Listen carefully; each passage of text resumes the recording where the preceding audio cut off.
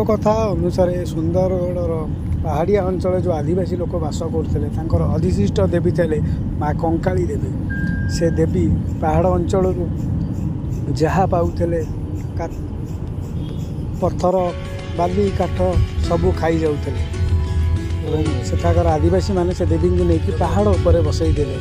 से पहाड़ फाड़े देवी खाई गले जो पानी की बहला सी